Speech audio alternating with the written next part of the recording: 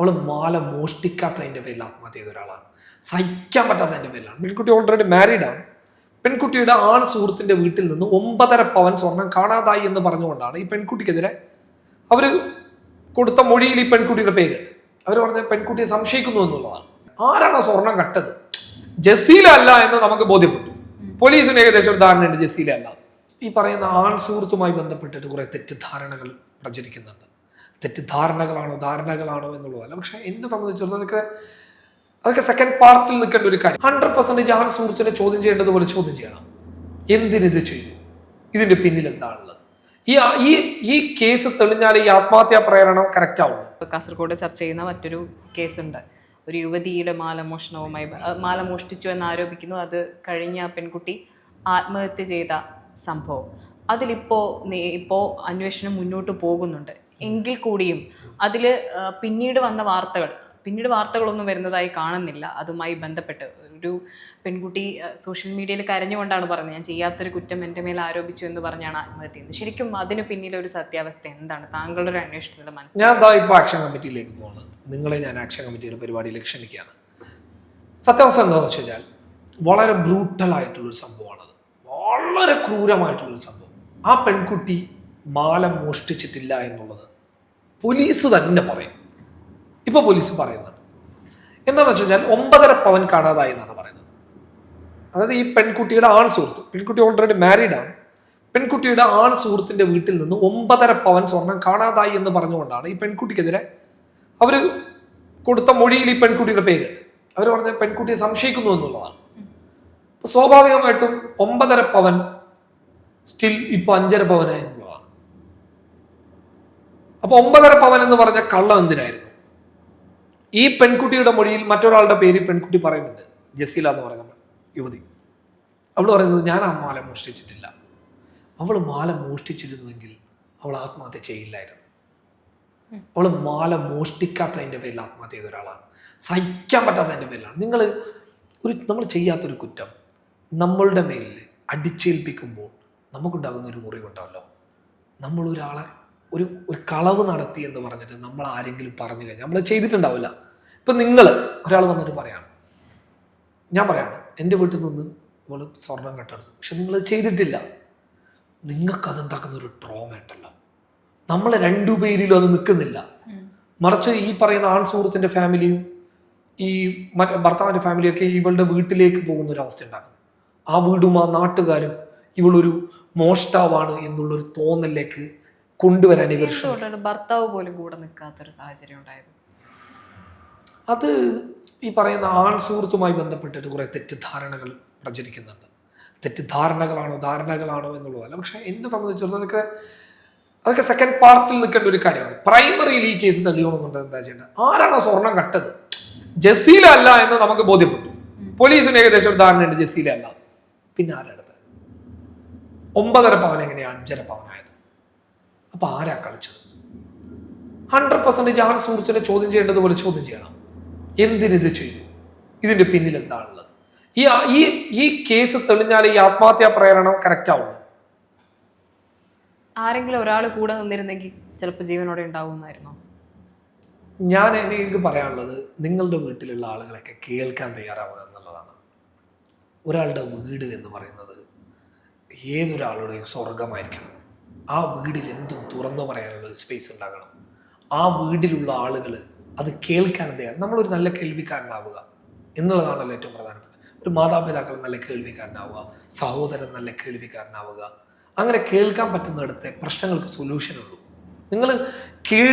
നിങ്ങളൊന്ന് വീട്ടിൽ നിങ്ങളൊരു സഹോദരിയോട് എന്താ വിഷയം, എന്തെങ്കിലും വേണോ എന്നൊക്കെ ഒന്ന് ചോദിച്ചു നോക്കി. അവർ ഓട്ടോമാറ്റിക്കലി അതല്ലാതെ ഒരുപാട് കാര്യങ്ങൾ നിങ്ങളോട് പറയും. കാരണം വീർപ്പ് മുട്ടുന്ന ഒരുപാട് ജീവിതങ്ങൾ വീടിനകത്തുണ്ട്. അവരോടൊന്ന് ചിരിക്കാനോ അവരോടൊന്ന് അടുത്തിരിക്കാനോ അവരെ ഒന്ന് കേൾക്കാനോ തയ്യാറായാൽ തന്നെ ആ വീർപ്പ് മുട്ടലുകൾ ഒഴിവാക്കി വലിയ മാറ്റങ്ങൾ അവരിൽ നിന്ന് നമുക്ക് കാണാൻ വേണ്ടിയിട്ട് സാധിക്കും. ജസീലയുടെ കേസിൽ എനിക്കതാ സംഭവിച്ചത്. ജസീല ഭയങ്കര ട്രോമയിലേക്ക് പോയി. നിങ്ങൾ എന്താ പറയുന്നത്? ഒരു ചെയ്യാത്തൊരു കുറ്റത്തിന് അതും പോലീസ് സ്റ്റേഷനിൽ പോവുക, മാല മോഷ്ടിക്കുക എന്നൊക്കെ പറയുന്നത്, എവിടെ എത്തി സ്വർണം മോഷ്ടിക്കുക എന്നൊക്കെ പറയുന്നത് ബ്രൂട്ടലാണ്. പോലീസിനോട് ഈ വിഷയം ഞാൻ അതിന്റെ ഇൻവെസ്റ്റിഗേഷൻ ഓഫീസറായിട്ട് ഏകദേശം ഒരു 30-35 മിനിറ്റ് സംസാരിച്ചു കഴിഞ്ഞ ദിവസം. അപ്പോൾ അയാൾ പറഞ്ഞൊരു കാര്യം എന്ന് പറയുന്നത്, ഞങ്ങൾക്ക് ആദ്യം ഇങ്ങനെ ഒരു മാല മോഷണം പോയിട്ടുണ്ടോ എന്നുള്ളൊരു സംശയം ഉണ്ടായിരുന്നു, വെറുതെ പറയുന്നതാണ്. പക്ഷെ പിന്നീട് ഇവർ പറഞ്ഞു സ്വർണം മോഷണം പോയിട്ടുണ്ട് എന്ന് പോലീസ് സ്ഥിരീകരിക്കുന്നുണ്ട്. അപ്പൊ ആരാണ് ആ സ്വർണം എടുത്തത്? ജസീലല്ല, വേറൊരു പേഴ്സണാണ്. അയാൾ പിടിക്കണം. അയാൾ ഇതുവരെ പിടിച്ചിട്ടില്ല. അപ്പൊ മാലമോഷണത്തിന്റെ ഇതിൽ പോലീസ് ഇപ്പോഴും തെഫ്റ്റിന് അല്ലെങ്കിൽ മോഷണ കുറ്റത്തിന് എഫ്ഐആർ ഇട്ടിട്ടില്ല. ലോസ്റ്റ് പ്രോപ്പർട്ടി എന്ന് പറയുന്ന ഒരു സാധനമുണ്ട്. അതെന്ന് വെച്ച് കഴിഞ്ഞാൽ ഒരു സാധനം മിസ്സായി കഴിഞ്ഞാൽ ഇടുന്ന ഒരു വകുപ്പ്, അതിലാണ് ഇപ്പോൾ ആ കേസ് ഉള്ളത്. പിന്നെ ആത്മഹത്യാ പ്രേരണ കുറ്റം അന്വേഷിക്കുന്ന പോലീസ് വേറെയാണ്.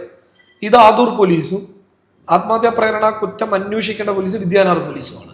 പക്ഷെ വിദ്യാനഗർ പോലീസിന് ഈ കേസ് അന്വേഷിക്കണമെന്നുണ്ടെങ്കിൽ ഈ മാലമോഷണത്തിന്റെ നിജസ്ഥിതി കൃത്യമായി കിട്ടണം. അപ്പൊ മാല മോഷ്ടിച്ച വ്യക്തി, മാലമോഷണത്തിൽ തെറ്റായ ആരോപണം ഉന്നയിച്ചിട്ടുള്ള ആൾ, അതിന്റെ പേരിൽ ഇവളെ വീട്ടിൽ വീട് അതിക്രമിച്ച് കയറിയ ഭർത്താവിന്റെ വീട്ടുകാർ, ഇവരൊക്കെ ഈ ആത്മഹത്യാ പ്രേരണ കുറ്റത്തിന്റെ ഭാഗമായിട്ട് വരും. ഏത് കേസ് തെളിയാണ്? ആദൂർ പോലീസിന്റെ കേസ് തെളിയാണ്. അങ്ങനൊരു സംഭവം ഉണ്ട് ഇത്തരം കാര്യങ്ങൾ. ഇപ്പൊ ഇത്രയും പറഞ്ഞപ്പോ വേറൊരു കാര്യം കൂടി ചോദിക്കാണ്ട്, ഇപ്പൊ ഈ ജീവന്റെ ഭീഷണിയുടെ കാര്യം പറഞ്ഞല്ലോ, മെഹനാസിനെതിരെ ഇപ്പം ഈ ലഹരി കേസ് അടക്കം താങ്കൾ പറഞ്ഞൊരു സ്ഥിതിക്ക് മെഹനാസ് അതുമായി ബന്ധപ്പെട്ട ആളുകളിൽ നിന്നും താങ്കൾക്ക് ഭീഷണിയില്ല? ഈ ഡ്രഗ് കേസിനൊക്കെ എതിരെ എടുക്കുന്ന ഞങ്ങളുടെ നിലപാട് ഭയങ്കര സ്ട്രോങ് ആണ്. ഞങ്ങളിവിടെ നാട്ടിൽ കുറച്ച് കൃത്യമായി ഇടപെടുന്ന ആളുകളാണ്. ഇപ്പൊ ഡ്രഗ് കേസ് ആയുധം ഉപയോഗിച്ചപ്പോൾ നമ്മൾ ആയുധം ഉപയോഗിച്ചു, അത്രയേ ഉള്ളൂ. അറിയാവുന്ന ഭാഷ അറിയാവുന്ന രീതിയിൽ പറഞ്ഞു കൊടുക്കുക എന്നുള്ളതാണ്. ഈ അടുത്ത് ഒരു 2 വർഷമോ 3 വർഷമോ മുമ്പ് എൻ്റെ കൂടെ നിൽക്കുന്നു എന്നതിന്റെ പേരിൽ ഞങ്ങളുടെ ഒരു സുഹൃത്തിനെ ഒരുത്ത വാളെടുത്ത് ആക്രമിക്കാൻ പോയി. ഈ വാളെടുത്ത് ആക്രമിക്കാൻ പോകുന്നവന്റെ അടുത്ത് വേദം ഓതിയിട്ട് കാര്യമുണ്ട്. അവൻ അറിയുന്ന ഭാഷയിൽ അവനുള്ള അതേ സ്ഥലത്ത് നമ്മൾ മറുപടി കൊടുത്തു. സോ ആ പ്രശ്നം തീർന്നു, അവൻ ഒതുങ്ങി. ഞങ്ങളുടെ റൂട്ട് അങ്ങനെയാണ്. ഡ്രഗ്സ് ടീമിനോടൊന്നും ഈ പറയുന്നത് പോലെ നന്മയുടെ ഭാഷയൊന്നും പറയാൻ ഞങ്ങളെ കിട്ടണം.